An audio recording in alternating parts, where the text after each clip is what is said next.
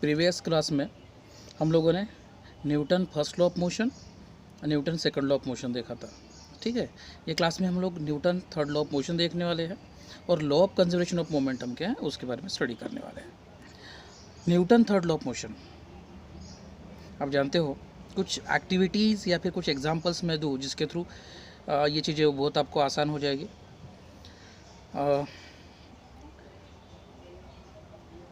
जब भी क्रिकेटर जब बैटिंग करता है, ओके, और बॉल को जब किक करता है ना, with the help of bat, तो उस समय बॉल को मारने के बाद बैट की स्पीड जो है वो कम हो जाती है। कभी ऑब्जर्व किया आपने, है ना। दूसरा एग्जांपल अगर मैं बोलूँ कि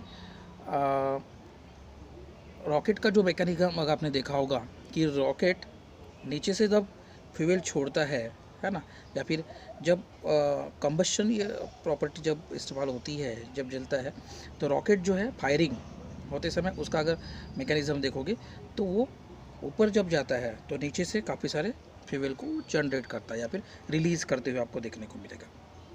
तीसरा एग्जांपल कि जब भी कोई गन से अगर कोई बुलेट छूटती है तो उस समय बुलेट छूटने के बाद वैसे ही हाथ जो है वो पीछे जाता है। कभी आपने ऑब्जर्व किया, है ना। तो ये तीनों एग्जांपल जो है वो Newton third law of motion के ही एग्जांपल है स्टूडेंट्स, ओके। या फिर आप घर में एक एक्टिविटी कर सकते हैं, जैसे एक प्लास्टिक की बोट अगर लेते हो, प्लास्टिक की बोट लीजिए, है ना, उसके नियर एंड में एक होल कीजिए, है ना, और वो होल में जो बलून है, ओके, बलून जो है उसमें हवा डाल के उसको फिक्स कीजिए वो जो होल के ऊपर। अब क्या होगा, धीरे धीरे जो हवा जो है वो बलून के अंदर वो रिलीज़ होगी और कहाँ जाएगी, होल के अंदर। आप देखोगे कि जो बोट जो है वो अब चलना स्टार्ट हो जाता है, मतलब पानी के अंदर अगर हम करें इसको तो वो प्रोसेसिंग स्टार्ट हो जाती है। तो ये भी एक एक्टिविटी है स्टूडेंट्स। तो Newton third law of motion ये टोटली फोर्स के ऊपर डिपेंड है ना। फोर्स, दो टाइप के फोर्स होते हैं स्टूडेंट, एक एक्शन फोर्स और दूसरा रिएक्शन फोर्स। ठीक है, अगर क्योंकि नेचर में फोर्स कभी अकेला नहीं रहेगा, सिंगल नहीं होता है। Force is a reciprocal action between the two object. और वो पेयर में कैसे रहेगा, है ना, पेयर में कैसे रहेगा। मान लीजिए एक बॉल है, मैं ये बॉल दीवार को मार रहा है, दीवार को मारने के बाद क्या होगा, कुछ समय के बाद वो बॉल मेरे पास रिटर्न आएगा, है ना। तो यहाँ दो फोर्सेस है। सबसे पहले मैंने बॉल को मारा दीवार के ऊपर, ये पहला फोर्स। इस फोर्स को क्या कहा जाएगा, एक्शन फोर्स। और दीवार से वो बॉल फिर से रिटर्न बैक आएगा, वो है रिएक्शन फोर्स, ओके। दूसरी एक चीज़ कि अगर मैं स्लो दीवार के ऊपर मारता हूँ तो बॉल स्लो आता है, वही मैं फास्ट अगर दीवार पे मारूंगा तो वो फास्ट आएगा, है ना। तो दैट मीन्स जितना फोर्स हम अप्लाई करेंगे उतने ही फोर्स से वो रिटर्न आएगा, है ना। फोर्स इक्वल रहेगा लेकिन डायरेक्शन अपोजिट रहेगी, बस वही मैं बताना चाह रहा हूँ, है ना। तो Newton third law of motion यही कहता है कि every action force has equal and opposite the reaction force which is act simultaneously, okay. एक फोर्स अगर है और दूसरा अगर एग्जांपल लूँ तो काफ़ी सारे, जैसे मैंने 3-4 एग्जांपल्स बोले, ये भी एक एग्जांपल्स है ना। बॉल अगर हम नीचे से बॉल ऐसे अप डाउन करते हैं तो देखो कम फोर्स है तो कम आएगा, ज़्यादा फोर्स है तो ज़्यादा जंप होगा वो, है ना। तो ये भी होगा। तो Newton third law of motion में बेसिक जो 4 चीज़ें हैं, मतलब 4 बेसिक जो टर्म्स हैं कि एक्शन और रिएक्शन। इनपुट जो है एक्शन फोर्स होता है, आउटपुट जो है रिएक्शन फोर्स है। ये फोर्स हमेशा पेयरिंग में होता है, सिंगल कभी नहीं रहेगा। दोनों फोर्स, एक्शन फोर्स और रिएक्शन फोर्स साइमल्टेनियसली होगा, जैसे मैंने किया वैसे ही मुझे रिजल्ट मिलेगा, है ना। और चौथा और इम्पोर्टेंट जो है कि action and reaction acts on the different objects, they do not act on the same object. समझ रहे हो, है ना। जैसे मैंने हाथ से मारा, ये मेरा एक्शन फोर्स है मेरे तरफ से, दीवार ने दूसरा जो है वो रिएक्शन फोर्स, है ना। तो इस तरह से every action force has a equal and opposite reaction force which occur simultaneously. ये simple Newton third law of motion है। नेक्स्ट हम जो देखने वाले हैं वो law of conservation of momentum है ना। उसका पहले एक्सप्रेशन देखेंगे और उससे हम ये लॉ को समझने की कोशिश करेंगे। मान लीजिए एक ऑब्जेक्ट है ए नाम का, जिसका एक पर्टिकुलर मास है m1, जिसकी शुरुआत की वेलोसिटी है u1। एक दूसरा ऑब्जेक्ट है जिसका नाम है b, उसका मास है m2, जिसकी इनिशियल वेलोसिटी है u2, है ना।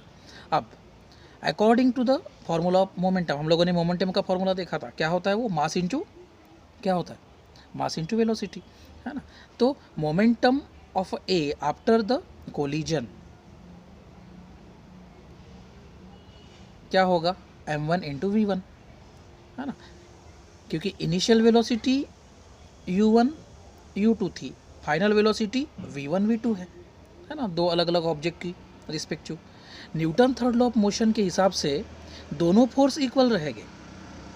ओके, अगर वो दोनों बॉल को हम एक में के ऊपर टकराते हैं तो डेफिनेटली क्या होगा, एक्शन और रिएक्शन फोर्स आपको अलग अलग मिलेंगे, है ना। लेकिन फोर्स तो सेम रहेगा, लेकिन उसकी डायरेक्शन क्या रहेगी, अपोजिट रहेगी।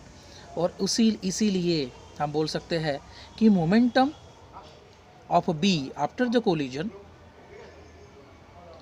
ये जो है m2 v2 होगा, है ना। तो अगर फोर्स की हम बात करते हैं, दोनों फोर्स इक्वल लेकिन डायरेक्शन अपोजिट, इसीलिए F1 ये जो है पहले ऑब्जेक्ट का फोर्स है, F2 जो है वो सेकंड ऑब्जेक्ट का फोर्स है। तो F2 is equal to minus F1 होगा। यहाँ नेगेटिव साइन क्यों लिया है, क्योंकि डायरेक्शन क्या है, अपोजिट है ना, इसलिए F2 is equal to minus F1।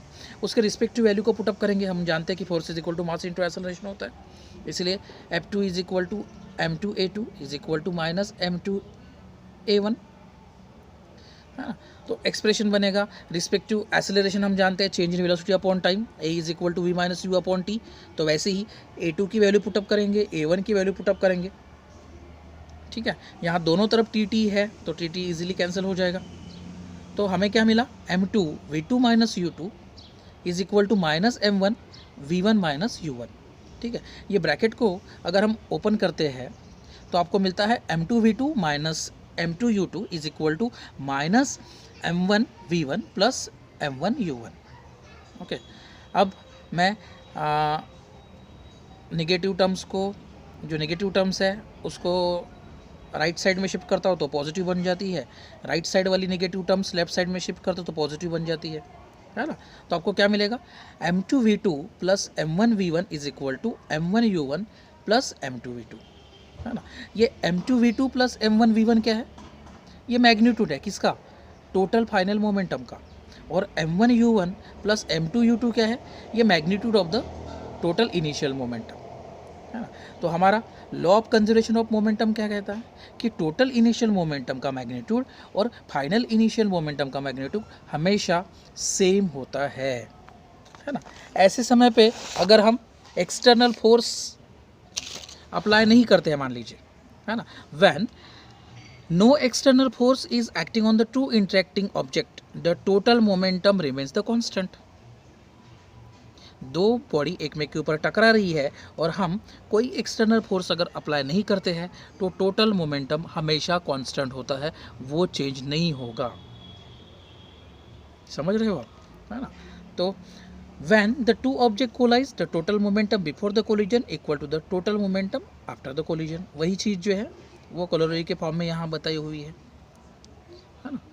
अगर एक एग्जांपल की बात करें, यही प्रिंसिपल को हम समझे कि अगर मान लीजिए बंदूक या फिर बुलेट और गन के माध्यम से, तो आप जानते हो कि बुलेट्स गन के अंदर होती है और ये बुलेट गन्स बुलेट जो है ये रिलीज़ होती है थ्रू द गन्स। तो बुलेट का अगर हम मास लेते हैं m1 और गन का मास लेते हैं m2 और उनके रिस्पेक्टिव वेलोसिटी को v1 और मोमेंटम क्या बन जाएगा, m1 v1 बन जाएगा, है ना। तो before the firing the bullet, अगर हम छोड़ने से पहले दोनों की पोजीशन क्या थी, गन भी रेस्ट में था और बुलेट भी रेस्ट में था, है ना। तो that means total initial momentum क्या होगा, 0 होगा। तो as per the law of conservation of momentum क्या कहता है कि इनिशियल मोमेंटम अगर 0 होगा तो टोटल फाइनल मोमेंटम भी क्या होगा, 0 होगा, है ना। तो ऐसे समय पे thus the forward moving bullets causes the gun to backward after the firing, और उस समय और इस कारण से ही मतलब टोटल इनिशियल मोमेंटम और फाइनल मोमेंटम इनिशियल दोनों 0 होने के कारण क्या होता है, जब हम उसको गन से बुलेट को मारते हैं तो वो गन जो है वो बैकवर्ड मोशन में आती है ना। और यही बैकवर्ड मोशन जो है जिसे कहा जाता है रिकॉइल।